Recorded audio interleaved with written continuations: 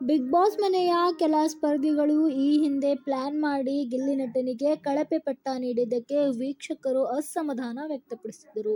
ಈ ವಾರವೂ ಗಿಲ್ಲಿಗೆ ಮನೆ ಮಂದಿ ಕಳಪೆ ಪಟ್ಟ ನೀಡಿದ್ದಾರೆ. ಈ ವಾರ ಕಳಪೆಗೆ ತುಂಬಾ ಜನ ಅರ್ಹರಿದ್ದಾರೆ. ಗಿಲ್ಲಿನೇ ಏಕೆ ಯಾವಾಗಲೂ ಟಾರ್ಗೆಟ್ ಎಂದು ಗಿಲ್ಲಿ ಅಭಿಮಾನಿಗಳು ಸೋಷಿಯಲ್ ಮೀಡಿಯಾದಲ್ಲಿ ತೀವ್ರ ಆಕ್ರೋಶ ಹೊರಹಾಕಿದ್ದಾರೆ. ಕಳಪೆ ಪಟ್ಟವನ್ನ ಗಿಲ್ಲಿಗೆ ಕೊಡ್ತೀನಿ, ನಮ್ಮ ವಿಚಾರ ನಿಮ್ಮ ಪ್ರಚಾರ ಆಗ್ಬಿಟ್ಟಿದೆ ಎಂದು ಅಶ್ವಿನಿ ಗೌಡ ಹೇಳಿದ್ರೆ, ಕಾಮಿಡಿ ಮತ್ತು ಪರ್ಸನಲ್ ಮಧ್ಯೆ ಒಂದು ಲೈನ್ ಇದೆ, ಆ ಲೈನ್ ನ ಯಾವತ್ತೂ ಕ್ರಾಸ್ ಮಾಡಬಾರ್ದು ಎಂದು ಗಿಲ್ಲಿಗೆ ಕಳಪೆ ಯಾಕೆ ಅನ್ನೋದಕ್ಕೆ ಕಾರಣ ನೀಡಿದ್ದಾರೆ.